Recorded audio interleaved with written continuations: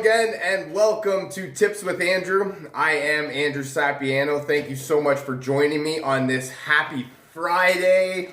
Yeah, we made it. Yes, the weekend is officially here. We're going to count this day as already done because this is it. I hope you're ready for the weekend because it's here. I hope you guys had an awesome week, got all of your goals accomplished, got all of your dreams finalized, and all of your ambitions ready to rock. I don't have any pressing updates. If you are interested in learning more about working with me, I guess, definitely drop me a comment and or send me a message. We'll get you rocking and rolling. Today, what I wanted to talk about is sleep. It is one of the things that for the most part, we can use a lot more of, and it always seems like we can never get enough of it. And what we've been going through the last little bit is talking a lot about different ways to focus on your health and wellness and different things that you can do to make yourself a better person. And of those comes sleep. Sleep is one of the most important things that that you can do for your overall wellness. We're looking for at least 7 to 9 hours of sleep. That's where you get that 8-hour sort of average median, if you will, where you want to aim for that amount per night. I'll be the first to admit it's not always easy to get 8 hours of sleep every night. Life gets in the way, stuff happens. We are busy people and we have a lot on the go. So that's why I want to come in, give a couple tips that help me sort of get to sleep, stay asleep, if you will, and, be better rested in the morning. So let's get right into it. I hope these tips help you the way they help me. Tip number 1 is to keep your bedroom for sleeping. This is really one of the major things that people go through in their life. In terms of making your bedroom, everything. It's your storage closet. It's your your movie theater. It's your karaoke room, if you will. It's your office. It's all sorts of things happen in the bedroom, and it's very easy for us to get to really get overwhelmed and to make our our bedroom is supposed to be our sacred place, the safe place, right? Something that all of a sudden it turns into this playpen, right? And this zoo of things that happen. So what I mean by keeping your bedroom for sleeping, right? If you can take out the TV, don't really go in there until you're tired. This is one of the things that I had to really learn, is that when you go into bed not tired and not ready to sleep, it's sort of it triggers your brain in the sense of thinking that you're not tired and you don't want to sleep. So therefore that's where you end up just laying in bed, tossing and turning, right? Not really doing much of anything. So that's one really big thing. Until you're tired, don't actually go to sleep, because it will make it'll be less beneficial. It'll make your brain think that you're still ready to go and not really be prepared for sleep. Another thing you could do is to consider what's the blackout curtains. That's what I'm looking for. When you make your room really dark, or when there's a lot of light. I don't know, maybe it's just me, but when there's a lot of light in my room, I tend to not be able to sleep very well. It's not that I can't, it's just that it makes it a lot easier when it's really dark in there. That's really what I mean. Try and take away all of the excess things that you tend to bring into your bedroom, and just leave, the bed, right? Make it a restful environment. Do what you can to sort of help yourself calm down in the moment when you need to relax, right, and get ready for bed. Tip number 2 is to consider background noise. This one is huge for me because I don't actually do well. As much as I don't do well with noise in general, I don't do very well sleeping without noise. So for me, I I need background noise. What do I have? I have a fan. I keep the window open unless sometimes they're doing construction and stuff outside, and then the window gets closed. Right? If you need another thing you consider is some sort of music thing, right? Try to keep away from like the waterfalls, but I would definitely suggest some sort of like birds, right? Nature.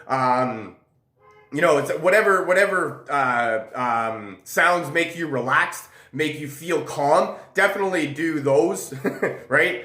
More of those. But this is one thing that I love more than anything, and I mentioned this before, is the background noise. I don't tend to do very well sleeping.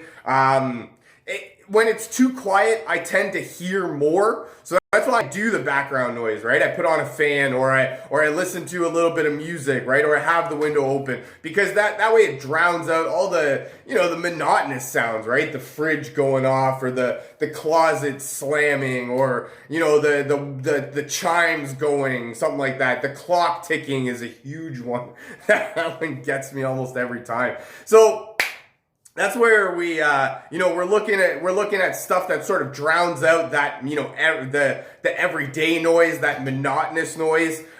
Stuff like that just irritates me so much, so that I can't actually focus on, or I can't relax enough to be able to sleep and, to bring my body into like a restful state, right? That's what we're looking to do more than anything. We're looking to calm our bodies down, because after a long, tough day, it can be very easy for you to keep being wound up, not really able to calm down and relax. So that's what we're looking for. And for me, background noise is huge. Number 3 is to make your bed comfortable. This one is pretty self-explanatory, but at the same time, have sex. That works too. Oh, that's actually a very great tip. Having sex does help you to be tired and to sort of wear out your energy and allow you to be in a restful state. Don't do all the stuff after that you would see in like a 1950s crime movie, right? Where they're having cigarettes and alcohol after that, because that's not really good for you. But definitely, I like that tip. Thank you for that tip. Having sex is a huge one, right? And it's also a great way to get a little bit of exercise in your life, to release those the feel-good chemicals, right? The endorphins, the serotonin, make you feel better about yourself. So I like that tip. Thank you very much for that. Yes, so getting back to love you, bro. Yeah, rock on, stay strong. All right. So this one actually, if you've got a comfy bed, it's going to make sex a little bit easier, I would guess. But this one's pretty self-explanatory in the sense of, if you're sleeping on plywood, right, it's probably not going to be that comfy, and it's not going to be able to help you relax or rest at all, right? So for me, I like pillows. I love pillows. I probably have 25 pillows on my bed, because I'm weird like that. You don't have to do that, but that for me is comfortable. Consider your sheets. What was I hearing? I believe it's satin sheets are, they mix with your body composition to actually make you feel hotter throughout the night. So that's where you want to take into consideration the type of bedding that you have, your comforter, your mattress fitting, all that stuff, right? You want to take that into consideration. Make sure it's comfortable. Make sure that you feel good, right, when you go into bed. And then for me, I like pillows. So if you like pillows, get a couple more pillows. Another thing to do is also to upgrade your pillow. Get a new one. That could be a huge thing right there. A lot of times we, along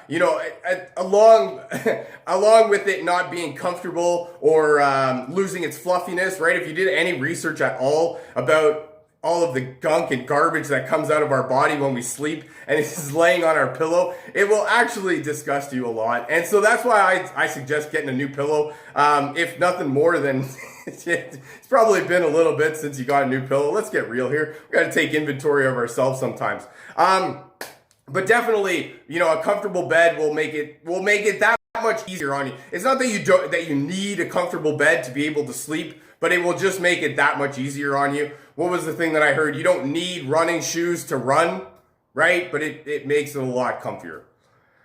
The next tip is to stop consuming food and beverages roughly 2 hours before bed. This one goes a lot along the lines of having some sort of a bedtime, a nighttime routine that you try and follow on a nightly basis to get yourself.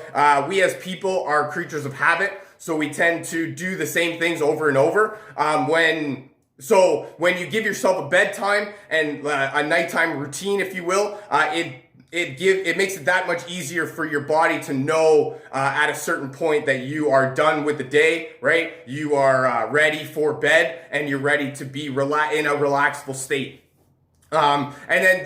So what we do at bedtime, right, when we're sleeping, our body wants to restore, recover, rest, right, for the day coming up. And when we eat or drink too close to bedtime, that's when our body is focused more on digesting instead of doing the stuff that it's supposed to, right? Resting and recovering. So when our body is focused on digesting, we're not sleeping because our body's not in a restful state. We're also not recovering because our body's not in a restful state. We are just digesting food, sort of going through all that processes. That's where you find yourself waking up to go to the bathroom a few times a night.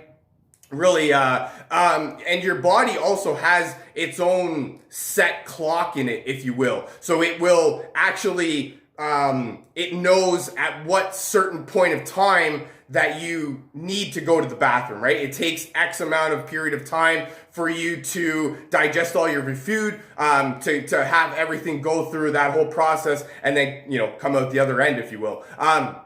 So that's why you give yourself about 2 hours before bed. That way you can really, I don't know that it's 2 hours specifically, so don't quote me, right? But roughly 2 hours gives your body enough time to go through the processes, digest all of your food, really bring your body back into this relaxed, restful state that, and then allow us to sleep throughout the night as opposed to just worrying about all the other stuff. Oh, my next tip is to consider a warm shower. This one is often overlooked. With a warm shower, we step out and we automatically feel, we feel spicy, we feel fresh, we feel ready. It's very good at releasing tension, right? Getting rid of all that built up pressure that we have in our lives. That we go through on a daily basis, right? Especially right nowadays, there's a lot more going on in our lives than we've ever had. So that, a nice hot shower is similar to some sort of a massage, right? When you've got the water beating down, we carry a lot of tension up in our shoulders. So you get the water just beating down on your shoulders. Feels really nice. Move down to your lower back, right? Get that whole thing. That's going to definitely, that's another one of those things where I'm talking about putting ourselves into a restful environment, a restful state, right, that we want to be in for sleeping. So after we take a warm shower, we're definitely, calmed down, rested, and recovered. And then my last tip, more than anything, is essential oils. I love using essential oils for everything, and oh my goodness, going to sleep, creating a restful environment is nothing different. I'll start with an oil that most people know is lavender. Lavender is great for, all things calming, relaxing, right? After a long, hard day. I like using this one in the diffuser. Golden showers are warm. Okay, I will stop. Oh, no. I did set myself up for that. So if you would like a golden shower, don't let me stop you. Lavender is actually one of the... It's actually one of the most synthesized oils in the world. So when discussing lavender with a lot of people, they don't like the smell of it, because what they actually don't like is the chemicals that get mixed in that. So it's actually interesting when we actually bought a lavender from the dollar store, and we have the two different ones, and you can smell the difference almost right away. It's really huge. An oil like peppermint I like talking about because this one's great for opening up your airways and allowing the clear breathing, right? If you have any of those sounds that you make at night, that are keeping yourself up or your significant other up, your partner, right? Definitely peppermint is great. I love putting it on a little bit. I use the roller ball. I don't actually have it to right on my neck. Just like that.